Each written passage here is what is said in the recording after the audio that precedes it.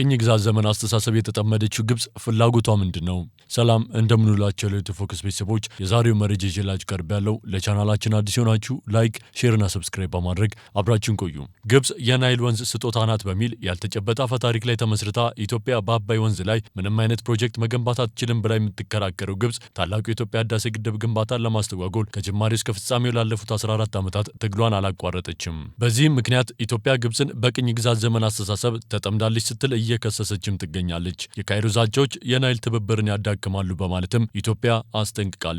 ግብጽ በአባይ ወንዝና በታላቁ የኢትዮጵያ ህዳሴ ግድብ ላይ ጸብ አጫሪ ንግግሮችን አጠናክራ ቀጥላለች ሲል የኢትዮጵያ ውሃና ኢነርጂ ሚኒስቴር ከሰሰም። የካይሮ የቅኝ ግዛት ዘመን አስተሳሰብ በአባይ ተፋሰስ ሀገሮች መካከል ያለውን አካባቢያዊ ትብብር አደጋ ላይ ይጥላል ሲልም አስጠንቅቋል። ሚኒስቴሩ ይህን ያስታወቀው የግብፁ ፕሬዝዳንት አብዱል ፈታህ አልሲሲ ሰሞኑን ግብጽ ኢትዮጵያ በግድቡ ላይ የምታደርገው የተናጠል የውሃ አጠቃቀም ያልተገባና ኃላፊነት የጎደለው ነው፣ የግብጽን የውሃ ጥቅሞች ለማስጠበቅም ሁሉንም አስፈላጊ እርምጃዎች ትወስዳለች ሲሉ መግለጻቸውን ተከትሎ ነው። የኢትዮጵያ ውሃና ኢነርጂ ሚኒስቴር በምላሹም ኢትዮጵያ የአባይን ወንዝ የመጠቀም መብቷን እንድትተው በሚደረግ ግፊት አትሸበርም ሲል ገልጾ የግብጽን አቋም ትብብርን ከማጎልበት ይልቅ ኢትዮጵያን የማዳከም ያለመ የከሸፈ ፖሊሲ ሲልም ወቅሶታል። ካይሮ በዓለም አቀፍ ሕግ ላይ የተመሰረተውን የድንበር ተሻጋሪ ትብብርን ደጋግማ አግዳለች ሲል የከሰሰው መግለጫው ለዚህም ግብጽ በህዳሴው ግድብ ዙሪያ በተደረጉት የሶስትዮሽ ድርድሮች ላይ ያሳየችውን አሳሳች ባህሪ እንዲሁም የአባይ ተፋሰስ የትብብር ማዕቀፍ ስምምነትን ወይም ሲፒኤ መቃወሟን እንደ ማሳያ አንስቷል።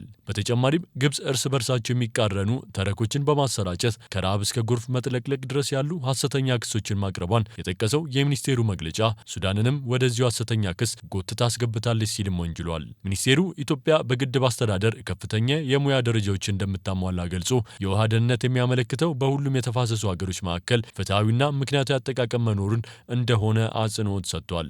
ኢትዮጵያ ለውይይት ቁርጠኛ መሆኗንም አክሏል። የሚኒስቴሩ መግለጫ በቅርቡ በአባይ ወንዝ አስተዳደርና አጠቃቀም ዙሪያ በኢትዮጵያና በግብጽ መካከል እየተደረጉ ያሉ የእርስ በርስ መካሰሶች አካል ነው። ለአብነትም ግብጽ ከሰሞኑ ኢትዮጵያ በግድቡ ላይ የምታደርገው የተናጠል የውሃ አጠቃቀም ያልተገባና ኃላፊነት የጎደለውን በማለት ክስ አቅርባ ነበርም። ይህም በሱዳን ያለውን የጎርፍ መጥለቅለቅ እንዳባባሰውና ለግብጽም ቀጥተኛ ስጋት መፍጠሩን ተናግራለች። በምላሹም ኢትዮጵያ ግብጽ በውሃና መስኖ ሚኒስቴሯ በኩል በሱዳን የተከሰተውን ጎርፍ ከታላቁ የኢትዮጵያ ህዳሴ ግድብ ጋር በማያያዝ ያቀረበችውን ውንጀላ መሰረተ ቢስና የተዛባ መረጃ ስትል ውድቅ ማድረጓ ይታወሳል። የኢትዮጵያ ውሃና ኢነርጂ ሚኒስቴር መስከረም 24 ቀን 2018 ዓ.ም ባወጣው መግለጫ የግብጽን ውንጀላ መሰረተ ቢስና ከእውነታው ጋር የሚጣረስ ብሎታል። ከታላቁ የኢትዮጵያ ህዳሴ ግድብና ከአባይ ወንዝ ጋር በተያያዘ የግብጽ ተቋማት የሚያወጣቸው መግለጫዎች ሐሰት ዋና ማጠንጠኛቸው ሆናል ያለው የሚኒስቴሩ መግለጫ ይህ ለረጅም ጊዜ የቆየው የግብጽ አዝማሚያ የቅርብ ጊዜ መገለጫው ደግሞ ከሰሞኑ አገሪቱ በውሃና መስኖ ሚኒስቴሯ በኩል ያወጣችው በሐሰተኛና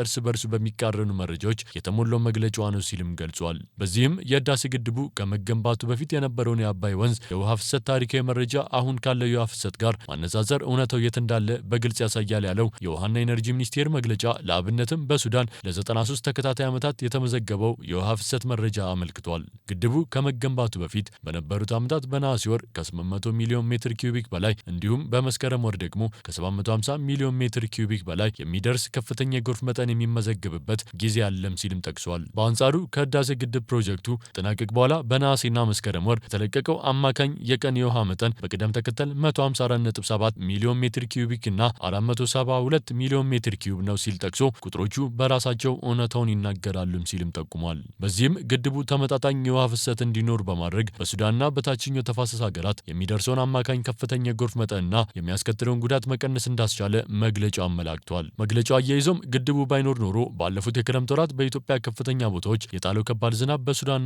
ግብጽ በሰውና ንብረት ላይ ከፍተኛ ውድመት ሊያስከትል ይችል ነበር ያለው መግለጫው ዓመቱን ሙሉ ቁጥጥር የተደረገበትን ፍሰት የሚያገኙ የታችኛው ተፋሰስ ሀገራት የህዳሴው ግድብ ግንባታ ተጠቃሚዎች ናቸው ሲልም አስታውቋል።